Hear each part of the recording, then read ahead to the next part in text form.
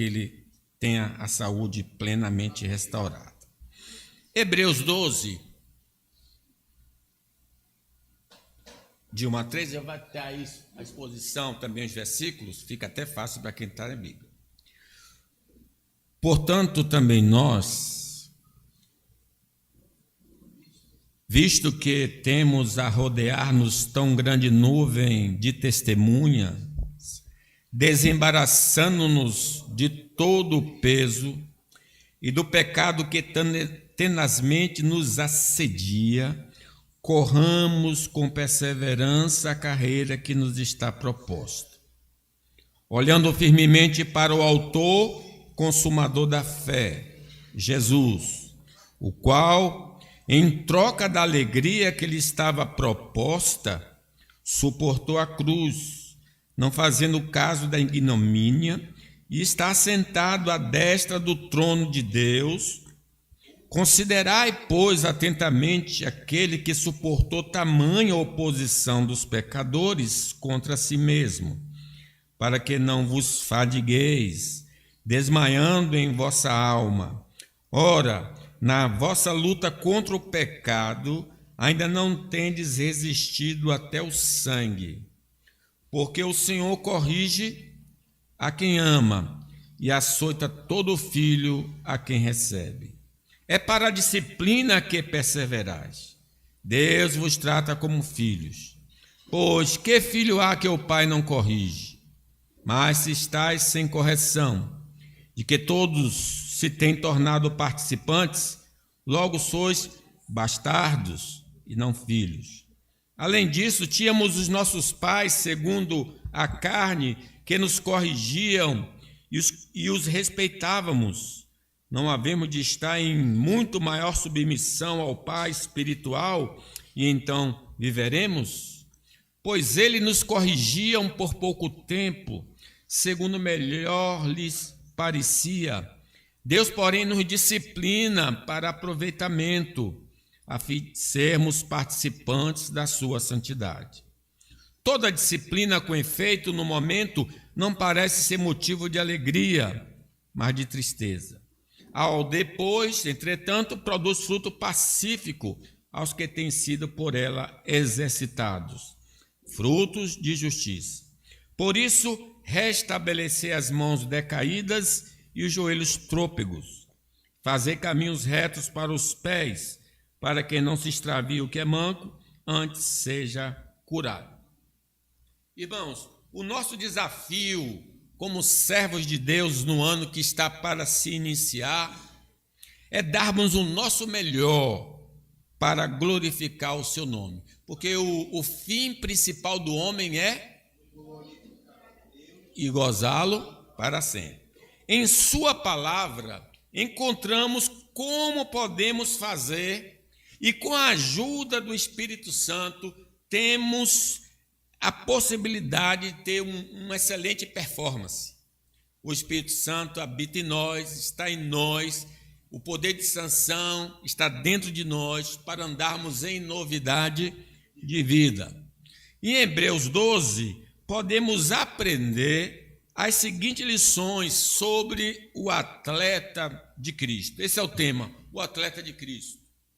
Em primeiro lugar, o atleta de Cristo deve atentar para os atletas antigos, olhar para trás. Vamos ler aí o versículo 1.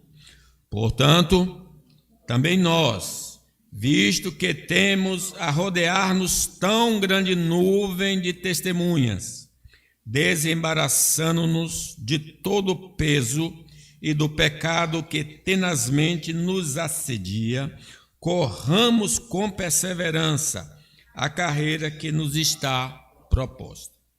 A nuvem de testemunhas refere-se aos heróis registrados no capítulo 11 de Hebreus. Vocês lembram do capítulo 11, né? Pela fé Noé, pela fé Abel, pela fé Abraão. Olhando para eles, podemos aprender algumas lições de como vivermos neste mundo. Então, preciso conhecer essas histórias, O Velho Testamento tem essas histórias desses heróis da fé. As dificuldades que eles passaram não conseguiram fazê-los desistir de andar com Deus.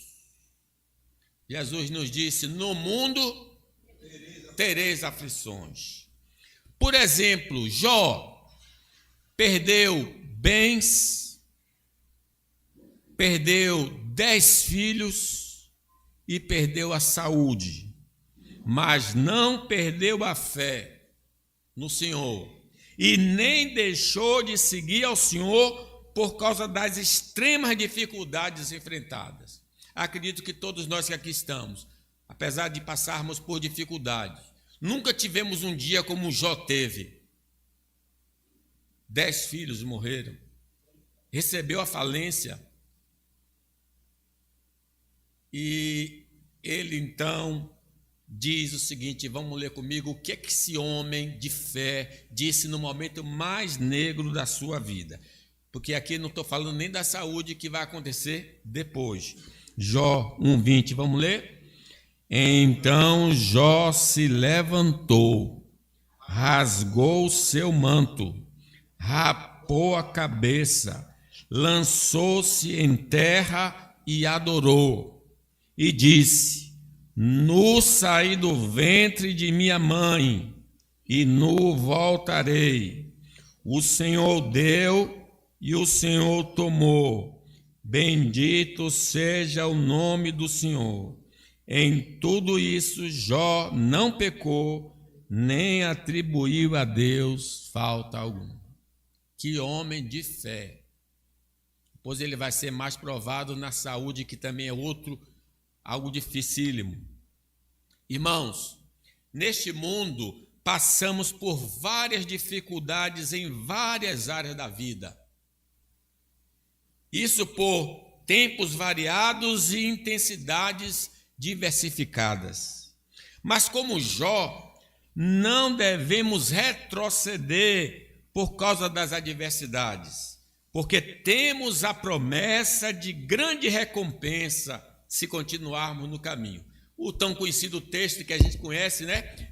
Ser fiel até a morte e dar-te-ei coroa da vida. E Tiago falando acerca de Jó, e nós vamos ler aí, olha o que ele diz: meus irmãos, tomai por exemplo de aflição e paciência os profetas que falaram em nome do Senhor. A vida dos profetas não era fácil, era uma vida dificílima. E ele continua, 11, comigo: eis que temos por bem-aventurado os que sofrem. Ouviste qual foi a paciência de Jó, e viste o fim que o Senhor lhe deu, porque o Senhor é muito misericordioso e piedoso. Ele perseverou e Deus o abençoou. Nós não estamos blindados das aflições desta vida, mas Deus estará conosco nos momentos bons e ruins. Eu estou convosco todos os dias até a consumação do século. E nesses momentos, seja bons ou ruins, Ele está administrando os acontecimentos para que a nossa fé não desfaleça. Até nessa hora negra, Ele está no controle, está controlando. Como lê depois em tranquilidade o Salmo 107, vê como Deus controla tudo. 1 Coríntios 13, capítulo 10, 13, olha o que ele nos lembra acerca das dificuldades que enfrentamos. Vamos lá? Não vos sobreveio tentação que não fosse humana, mas Deus é fiel e não permitirá que sejais tentados além das vossas forças. Pelo contrário, juntamente com a tentação, vos proverá livramento, de sorte que a possais suportar. Está no controle divino. Ah, mas está doendo? Tá. Deus sabe que está doendo, mas Ele é que manda no universo e manda na nossa vida.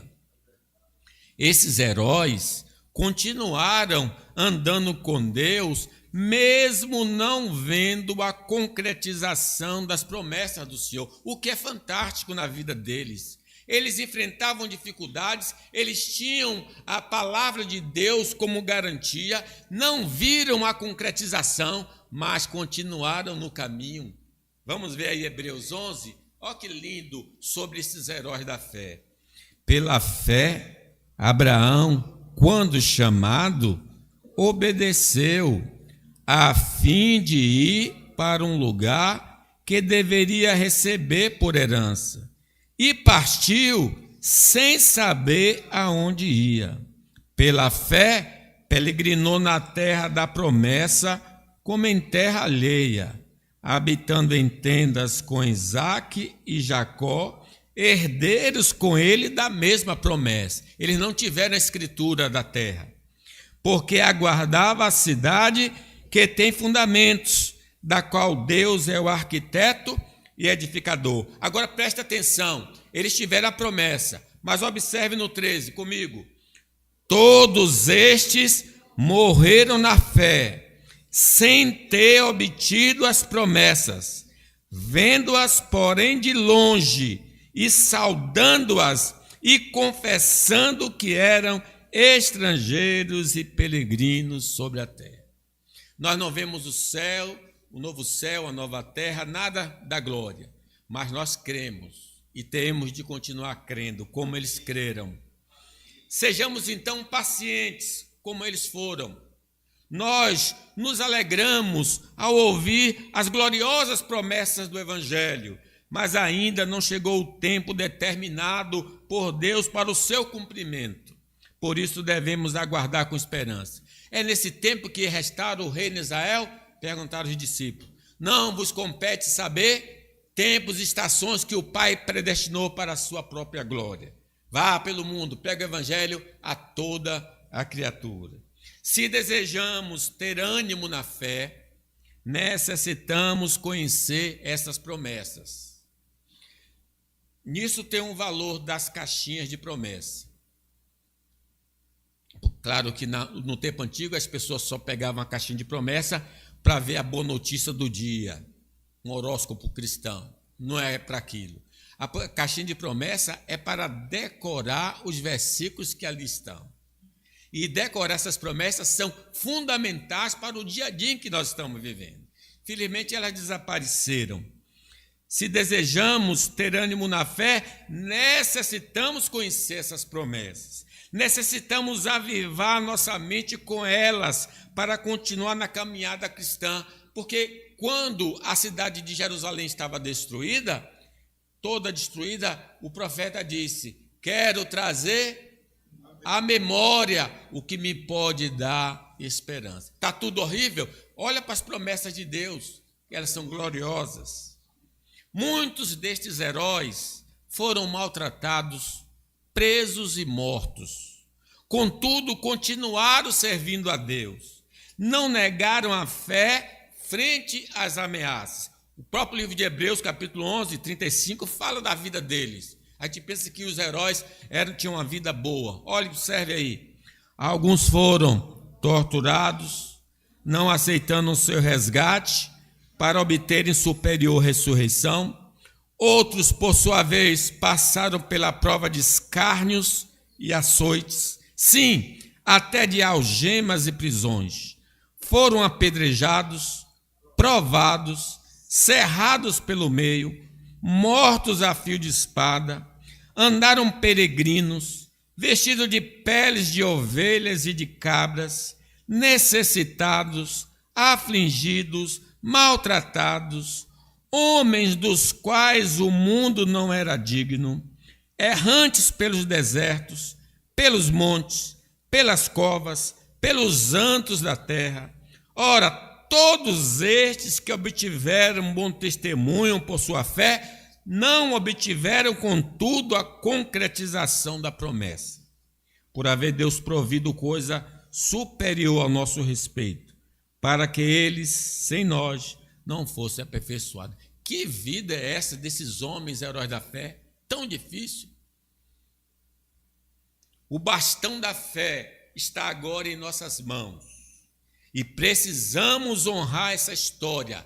Eles não desistiram, foram até o fim e agora entregou esse bastão para nós. Foi passado esse bastão para nós através de várias gerações.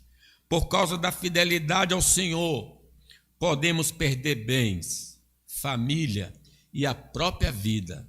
Portanto, ser fiel ao Senhor não é sinônimo de sucesso terreno em todos os campos da vida, mas é evidência de uma herança eterna. Não vai ser rico, não vai prosperar, não quer dizer isso. Quer dizer que você tem um tesouro lá no céu guardado. Nós temos um tesouro lá no céu. Segundo lugar, o atleta de Cristo deve abster-se do que lhe impede de andar com Deus.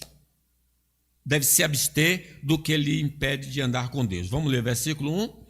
Portanto, também nós, visto que temos a rodear-nos tão grande nuvem de testemunhas, desembaraçando-nos de todo o peso e do pecado que tenazmente nos assedia, corramos com perseverança a carreira que nos está proposta. Então, vamos ver o que é que temos de fazer? Os atletas, para melhor desempenho, se abstêm do que é lícito, como, por exemplo, o sexo com a esposa, antes de um evento, para poderem estar cheios de energia. Assim também na vida cristã. Muitas coisas lícitas podem estar nos impedindo de sermos crentes mais consagrados. Podemos citar o desejo de uma vida próspera, em vários sentidos, pode estar absorvendo nossas energias, talentos e tempos, o que tem sufocado o nosso cultivo espiritual e nos tirado do foco da vida cristã, que é a glória de Deus e gozá-lo para sempre. Então, se prosperar em algum campo da vida é pecaminoso? Não. Mas se ele está tirando você do seu foco principal, que é glorificar a Deus, sim. Vejam o que diz Mateus 13, falando de alguns que recebem a palavra e não conseguem prosperar espiritualmente. Vamos ler?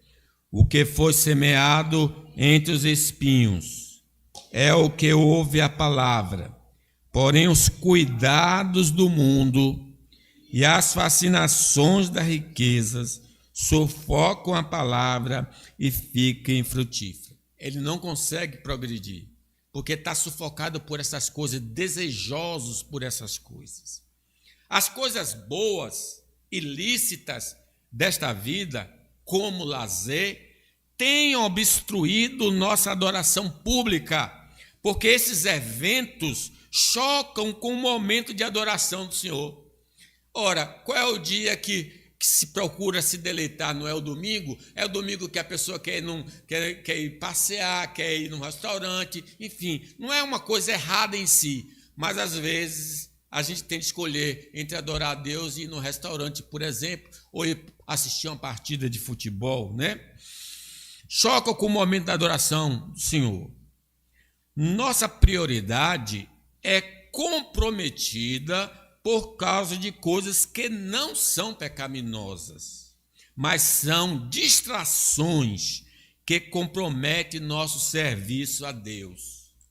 Elas se tornam tropeço para o povo, elas se tornaram um tropeço para o povo antediluviano. E ele pereceu porque valorizou mais as coisas passageiras do que eternas. Sim, quando o Mateus registra as palavras de Jesus acerca deste povo, uma das razões por que eles pereceram está escrita em Mateus 24, 37. Pois assim como foi nos dias de Noé, também será na vinda do Filho do Homem. Porquanto assim como nos dias anteriores ao dilúvio, o que é que eles faziam? Comiam e bebiam. É pecado? Não. Seguindo, casavam-se e davam-se em casamento. É pecado? Também não. Até o dia em que Noé entrou na arca e não perceberam. senão quando veio o dilúvio e os levou a todos, assim será também a vinda do Filho do Homem. Eles estavam tão centrados em coisas que são boas e lícitas, que eles não pararam para pensar, o dilúvio vai cair, Moisés está avisando, e eles não se prepararam adequadamente. A família é um bem dado por Deus para a nossa felicidade. Porém, temos hipervalorizado a família e colocado de lado nossos deveres para com o Senhor, que nos dá a vida e tudo mais. Nada neste mundo pode ocupar o lugar de Deus. A gente deve amar os nossos pais, a nossa esposa, o esposo, os filhos, mas eles não podem ocupar o lugar de Deus na nossa vida. Mateus 10:37 diz: quem ama seu pai ou a sua mãe mais do que a mim, não é digno de mim. Quem ama seu filho ou sua filha mais do que a mim, não é digno de mim. E quem não tomar sua cruz e vem após mim, não é digno de mim. Quem acha a sua vida, perdê-la-á. Quem, todavia, perder a vida por minha causa, acha-la. Os pesos, esse peso que eu estou falando, que são coisas lícitas, divergem de pessoa para pessoa. O que está me impedindo de servir ao Senhor pode não ser o mesmo que o seu, mas o que eles têm em comum é que nos comprometem a fazer a vontade do Pai Celestial.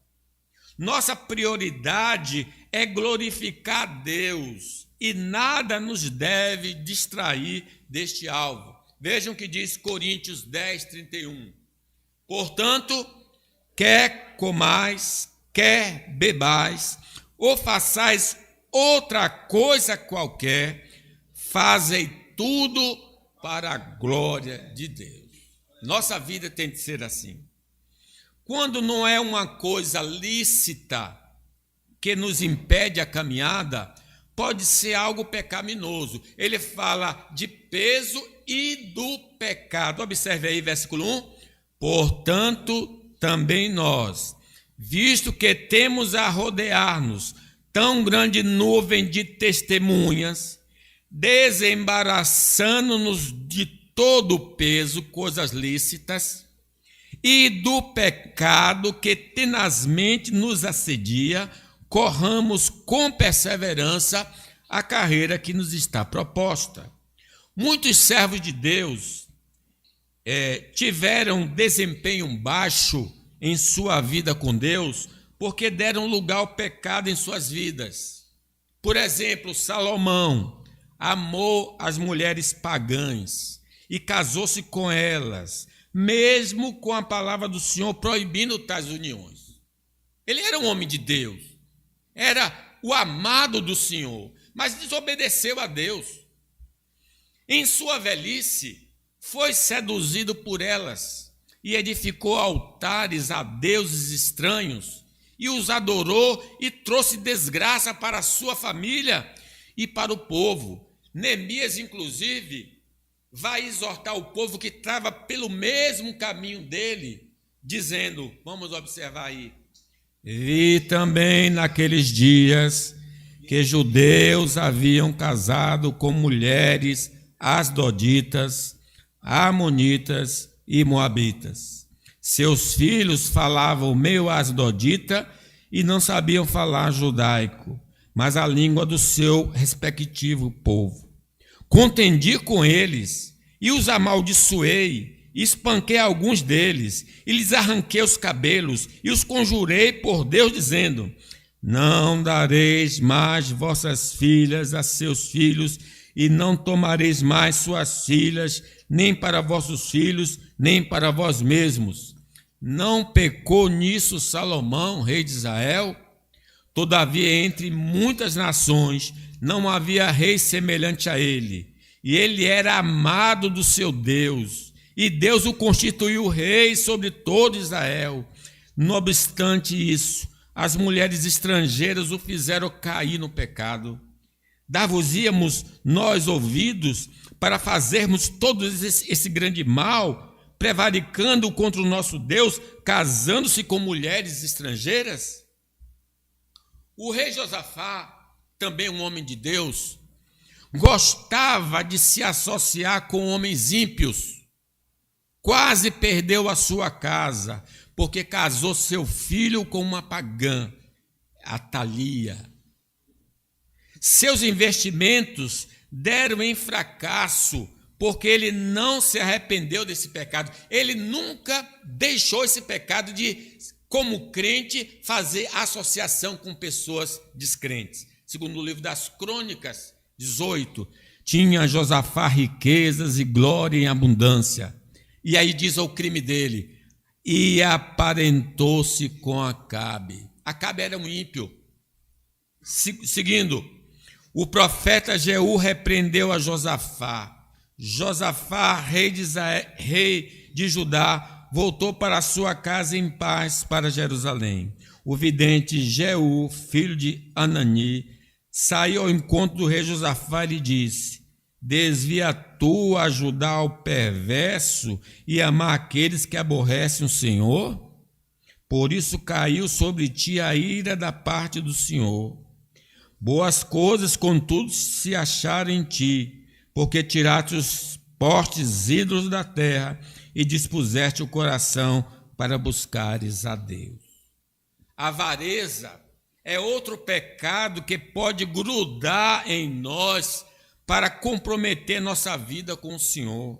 Muitos estão cambaleando na fé porque seus corações estão cheios de avareza, que é idolatria. E por isso suas lâmpadas estão quase se apagando. Mateus 24, comigo. Ninguém pode servir a dois senhores, porque ou há de aborrecer-se de um e amar o outro, ou se devotará a um, desprezará o outro. Não podeis servir a Deus e às riquezas. Meus irmãos, toda fonte que nos estimula a pecar contra Deus deve ser entulhada para não comprometer nossa comunhão com o Senhor. Jesus nos libertou do poder do pecado. Não creamos na mentira de que o pecado é algo normal na vida de um crente. Vamos colocar em nossa vida aquilo que nos estimula a viver santamente. Quarto lugar, o atleta de Cristo. Não se preocupe, porque hoje não tem escola. Então eu estou aqui livre. O atleta de Cristo deve ser perseverante em andar com Deus. Vamos lá?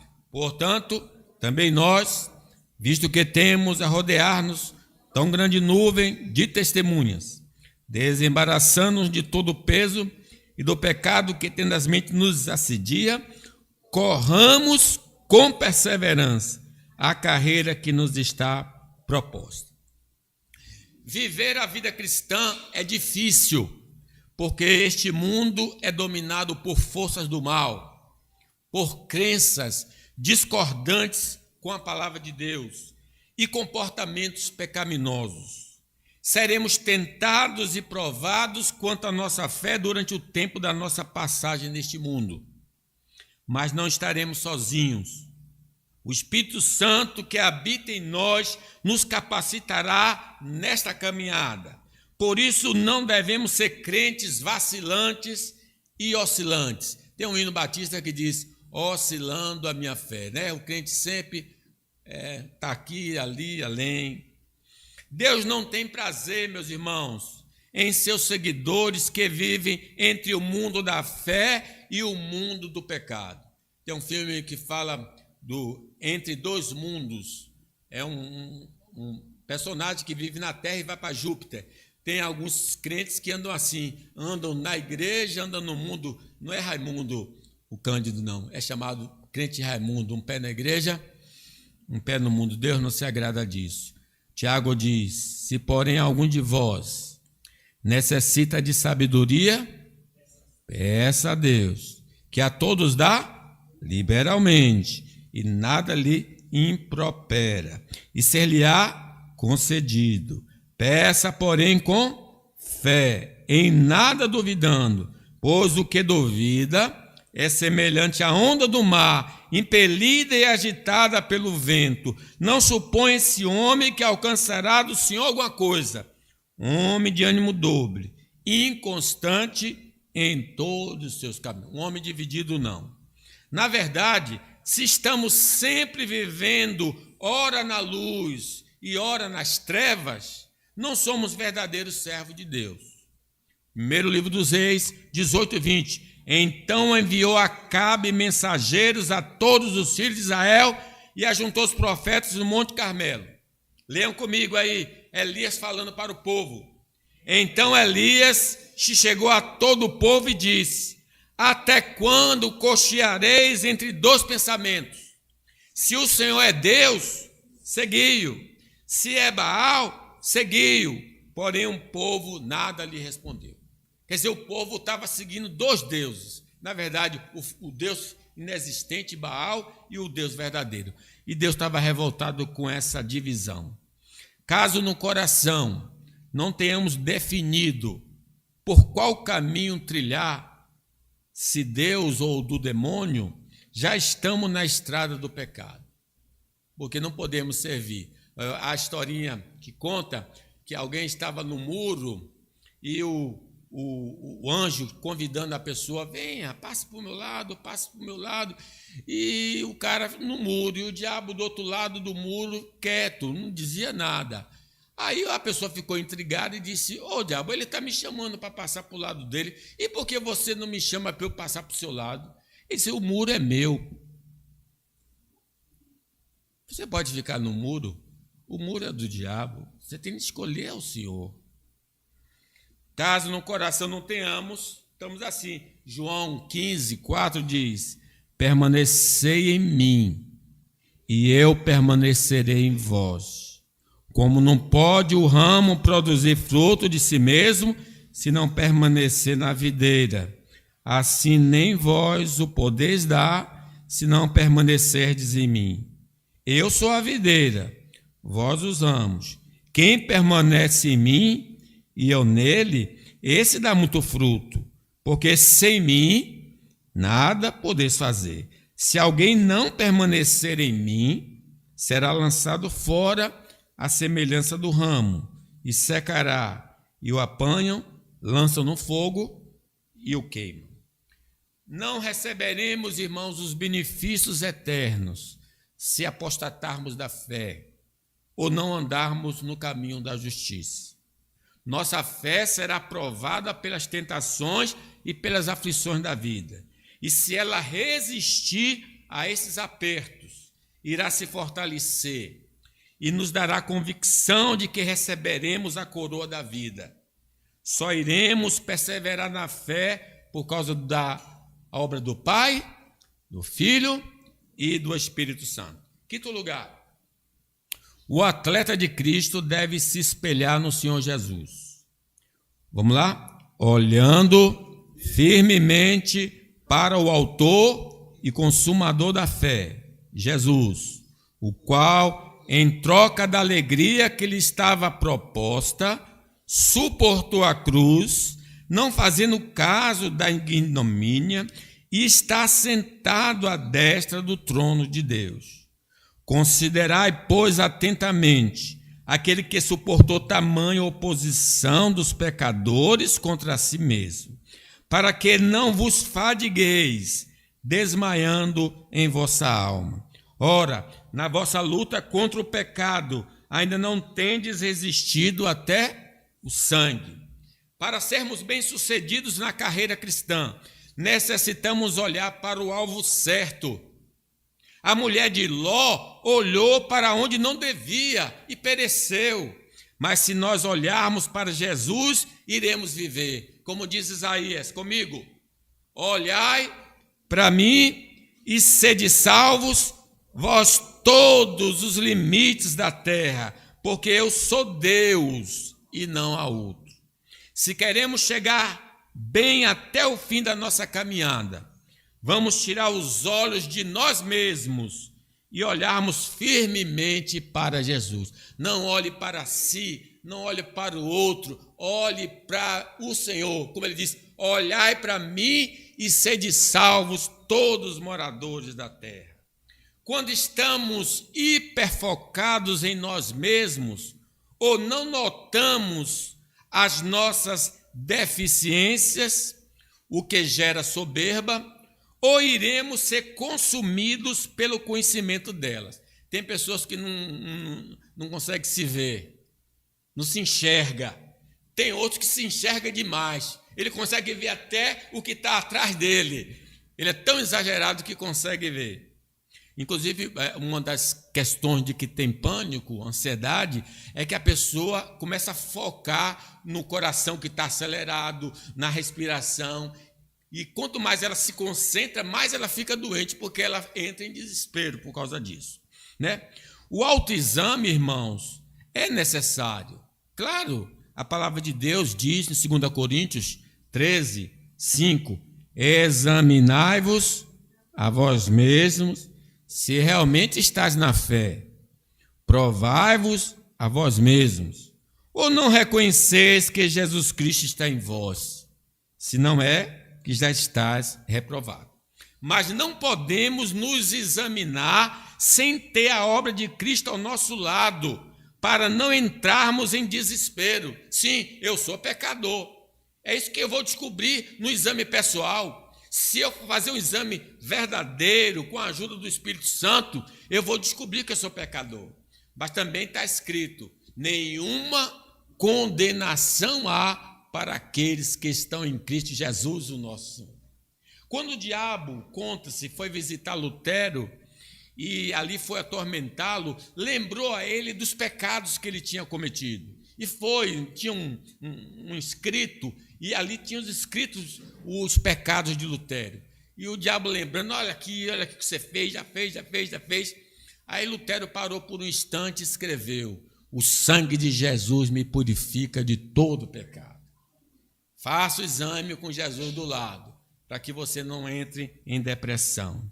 O Senhor Jesus Cristo garantiu, por meio de sua obra de redenção, um futuro sem igual para nós que cremos nele. Por isso, não vamos nos abalar se no presente tudo não vai bem, porque brevemente a nossa sorte mudará. É Romanos 8. Porque para mim, diz Paulo, tenho por certo que os sofrimentos do tempo presente não podem ser comparados com a glória a ser revelada em nós. A ardente expectativa da criação aguarda a revelação dos filhos de Deus, pois a criação está sujeita à vaidade, não voluntariamente, mas por causa daquele que a sujeitou, na esperança de que a própria criação será redimida do cativeiro da corrupção, para a liberdade da glória dos filhos de Deus. Porque sabemos que toda a criação a um só tempo geme e suporta angústias até agora. E não somente ela, mas também nós, que temos as primícias do Espírito, igualmente gememos em nosso íntimo, aguardando a adoção de filhos, a redenção do nosso corpo, porque na esperança fomos salvos. Ora, a esperança que se vê não é esperança, pois o que se vê, como esperar? Mas se esperamos o que não vemos, com paciência o aguardamos. Hoje podemos estar humilhados por diversas razões, mas não devemos esquecer que o nosso Salvador sofreu humilhação por causa de nossos pecados. Ele vai voltar com poder e glória, e seremos por ele reconhecidos como filhos de Deus, e estaremos para sempre com o Senhor, diz Mateus, sob o grande julgamento, quando vier o Filho do Homem na sua majestade, e todos os anjos com ele, então se assentará no trono da sua glória. E todas as nações serão reunidas na sua presença, e ele separará um dos outros, como o pastor separa dos cabritos as ovelhas, e porá as ovelhas à sua direita, mas os cabritos à esquerda. Então ele vai dizer para nós, 34, então dirá o rei aos que tiverem à sua direita, vinde benditos de meu Pai, entrai na posse do reino que vos está preparada desde a fundação do mundo. Por isso, sejamos pacientes até a vinda do Senhor. Jesus, irmãos, foi fiel a Deus em todos os momentos da sua vida terrena, para nos dar o exemplo de como devemos agir em situações semelhantes. Versículo 3 diz, considerai, pois, atentamente aquele que suportou tamanha oposição dos pecadores contra si mesmo, para que não vos fadigueis, desmaiando em vossa alma. Que possamos manter sempre Jesus diante dos nossos olhos, como um exemplo a ser seguido e como o único que pode nos salvar. Sexto, o atleta de Cristo deve lembrar de sua filiação. Vamos lá? 5. Estais esquecidos da exortação que como filho discorri convosco?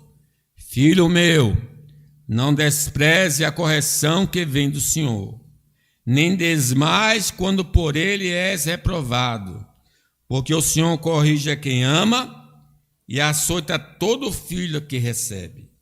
É para a disciplina que perseverais. Deus vos trata como filhos. Pois que filho há que o pai não corrige?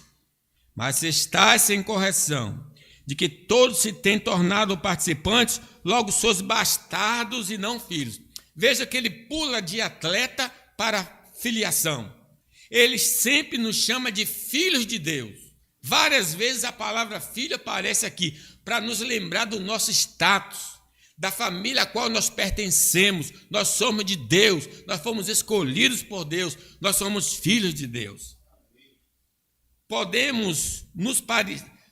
nos parecer a vida cristã muito rígida, mas devemos nos lembrar de que pertencemos à família de Deus e representamos nosso Pai Celestial entre os homens caídos para revelar seu caráter e amor. Irmãos, nós fomos adotados por Deus por meio da fé em nosso Senhor Jesus Cristo. Paulo escrevendo aos Efésios. Vamos ler comigo?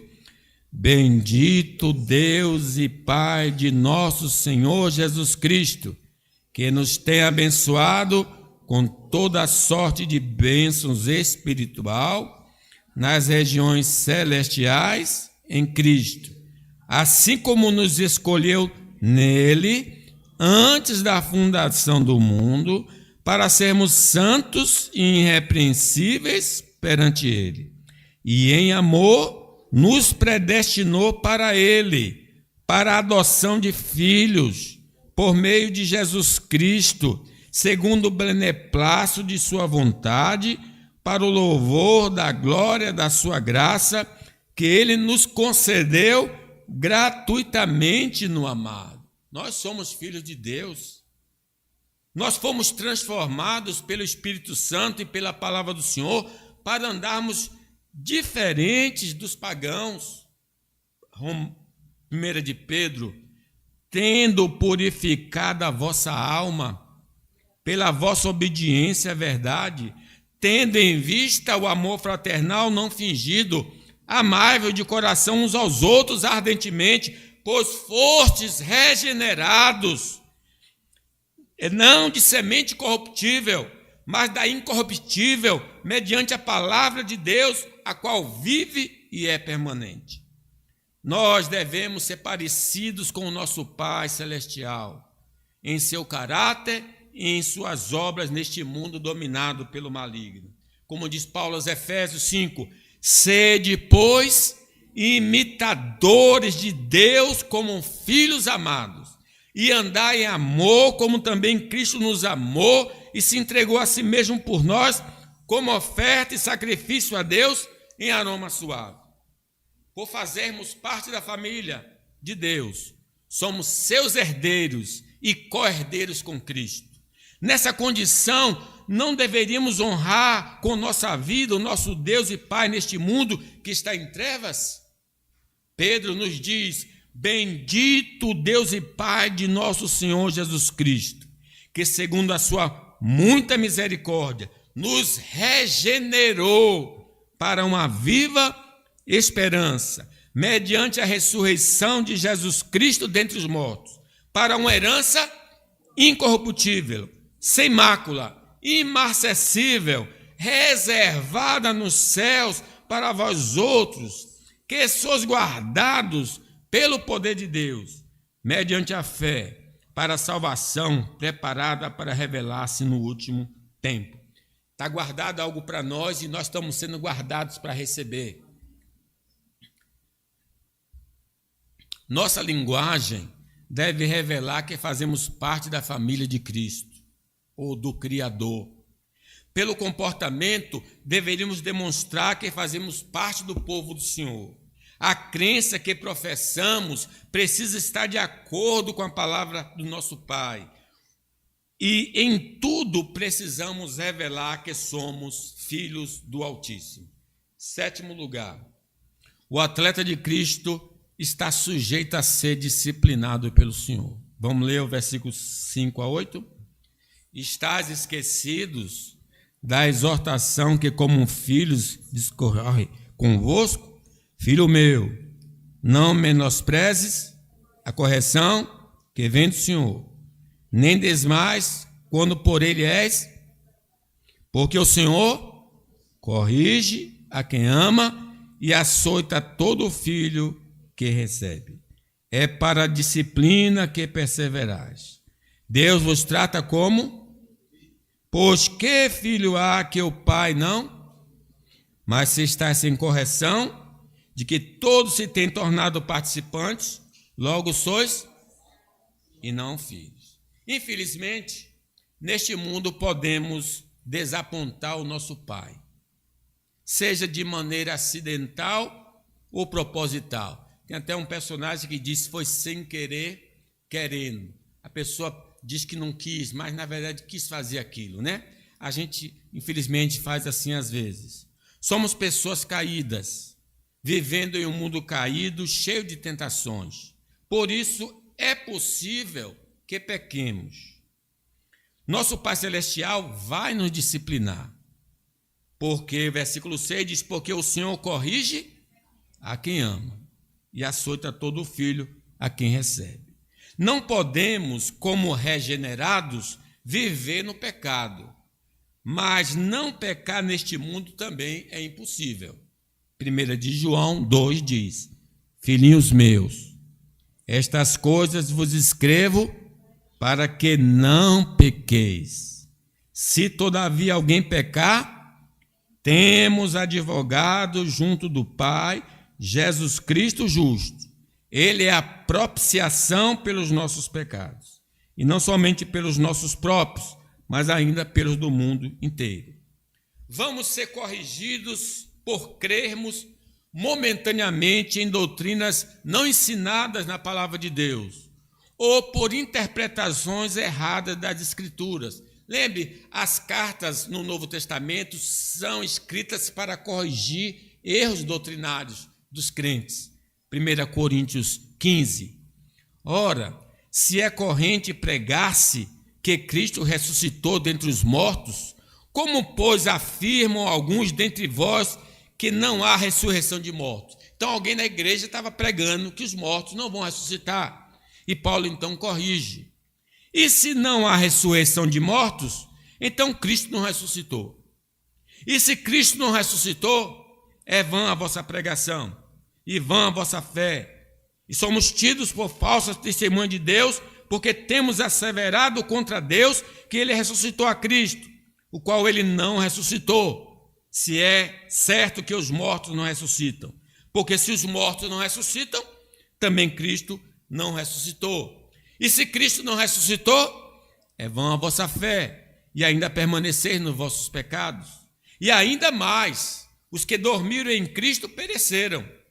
Se a nossa fé, nossa esperança em Cristo se limita apenas a esta vida, somos os mais infelizes de todos os homens. Mas, de fato, Cristo ressuscitou dentre os mortos, sendo Ele as primícias dos que dormem. Correção doutrinária, disciplina doutrinária.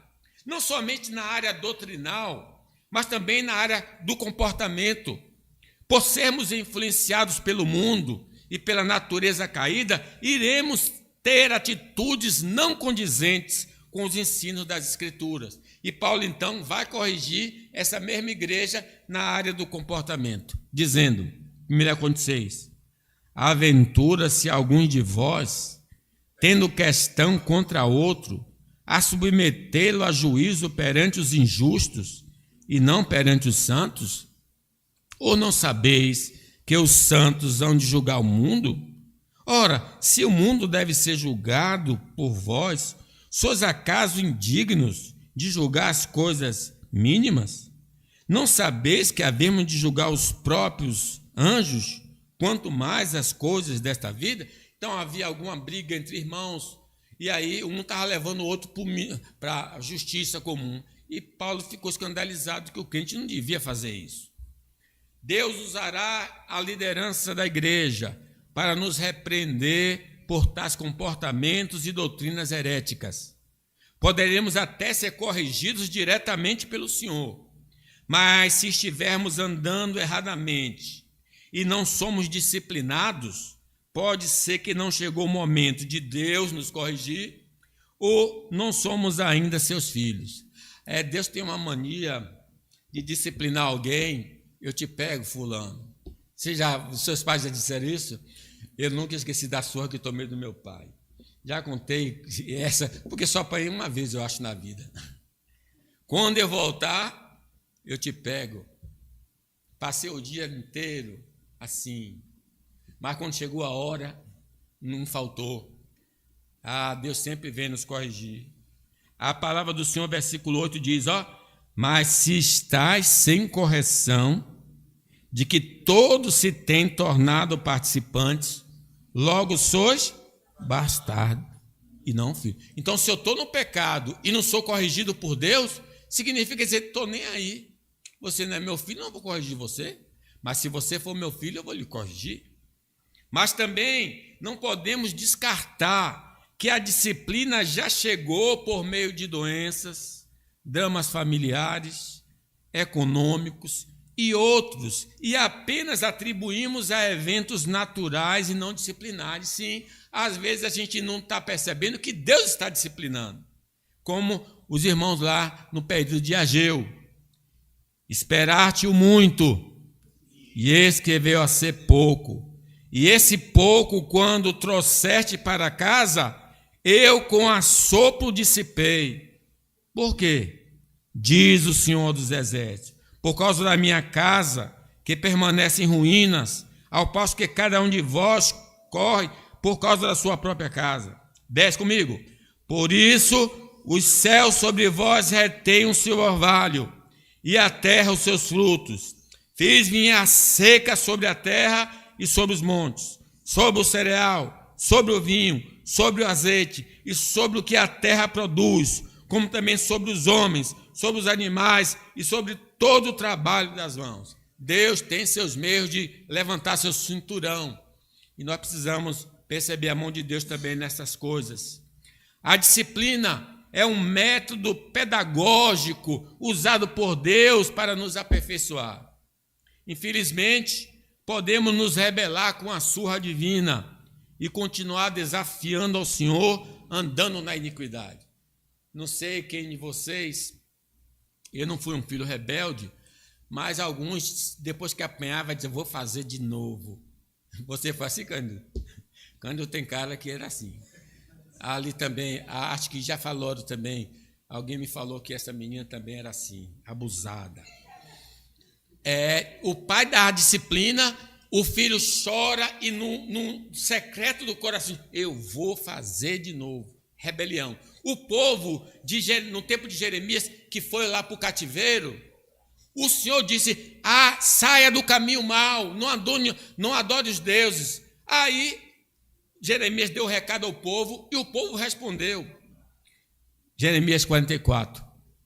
Então responderam a Jeremias todos os homens que sabiam que suas mulheres queimavam incenso a outros deuses e todas as mulheres que se achavam ali em pé, grande multidão, como também todo o povo que habitava na terra do Egito, em Patros, dizendo: quanto à palavra que nos anunciaste em nome do Senhor, não te obedeceremos a ti, antes certamente toda palavra que saiu da sua boca, isto é, queimaremos incenso à rainha dos céus e ofereceremos libações, como nós, nossos pais, nossos reis e nossos príncipes temos feito nas cidades de Judá e nas ruas de Jerusalém. Tínhamos fartura de pão, prosperávamos e não víamos mal algum. Mas desde que cessamos de queimar incenso à rainha dos céus e de lhe oferecer libações, tivemos falta de tudo e fomos consumidos pela espada e pela fome.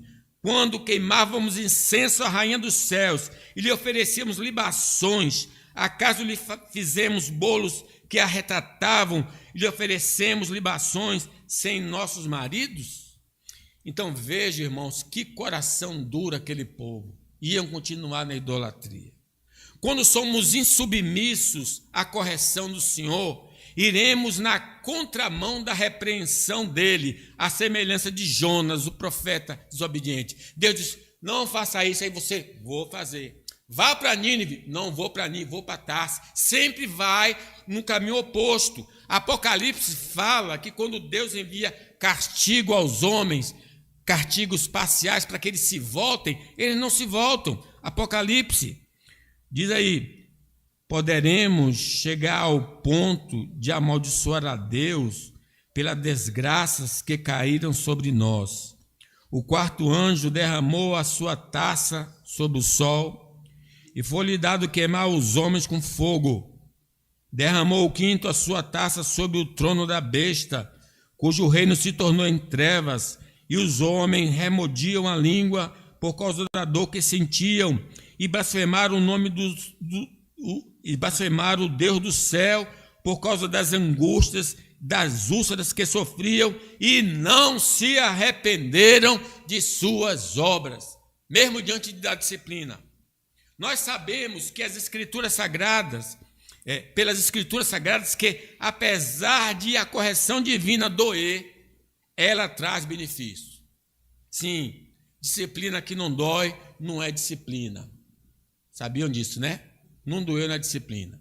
Ah, mas hoje o menino quase não chora quando dá uma palmada. Tira o celular dele por um mês para ver se ele não vai chorar.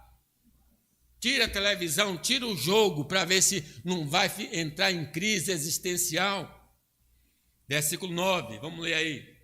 Além disso, tínhamos os nossos pais, segundo a carne, que nos corrigiam e os respeitávamos. Não havemos de estar em muito maior submissão ao Pai espiritual e então viveremos? Pois eles nos corrigiam por pouco tempo, segundo melhor lhe parecia. Deus, porém, nos disciplina para aproveitamento, a fim de sermos participantes da sua santidade. Toda a disciplina com efeito no momento não parece ser motivo de alegria, mas de tristeza. Ao depois, entretanto, produz fruto pacífico aos que têm sido por ela exercitados, fruto de justiça. Lembra aquela surra que você tomou? Hoje, poxa, bem, aquela surra valeu. Aquela surra me livrou do caminho errado, né? A disciplina divina nos afastará do pecado e das consequências eternas, que é o lago de fogo. Provérbios 23, nunca esqueça desse versículo. Não retires da criança a disciplina, pois se a fustigares com a vara, não morrerá. Tu as fustigarás com a vara e livrarás a sua alma do inferno. Por meio da disciplina, vamos ter a comunhão com Deus restaurada, a paz na consciência e conhecimento sobre nós mesmos e sobre o nosso Pai Celestial. O salmista fala da sua experiência de disciplina, dizendo no Salmo 119, foi-me bom ter passado pela aflição, para que eu aprendesse os seus decretos. Portanto, vamos nos arrepender das faltas cometidas para sermos beneficiados e podermos ser uma bênção para os nossos irmãos em Cristo Jesus, bem como para os homens deste mundo. Porque diz aí o versículo 12, por isso restabelecei as mãos decaídas e os joelhos trôpegos, e fazeis caminhos retos para os pés, para que não se extravie o que é manco, antes seja curado. Comecemos com a confissão de pecados. Vamos falar com Deus dos nossos erros antes que o cinturão de Deus chegue a nós. 1 de João 1,9. Se confessarmos, Ele é fiel e justo para nos perdoar os pecados e nos purificar de todas. Vamos andar pelo caminho da justiça como um filho de Deus, para que nossos irmãos perseverem na fé e não percam o ânimo de continuar adorando ao Senhor. Nós representamos nosso Pai Celestial neste mundo. Não devemos envergonhá-lo perante os homens. Vamos tornar seu nome conhecido por meio do nosso bom proceder. Infelizmente, podemos cair, mas se nos arrependermos, Ele nos levantará. Ele vai nos disciplinar, mas não nos abandonará. A surra divina vai doer, contudo seremos recuperados pelo Senhor para não sofrermos eternamente. Vamos andar direito para que os nossos irmãos possam nos imitar. Que Deus nos abençoe. Fiquemos de pé, irmãos.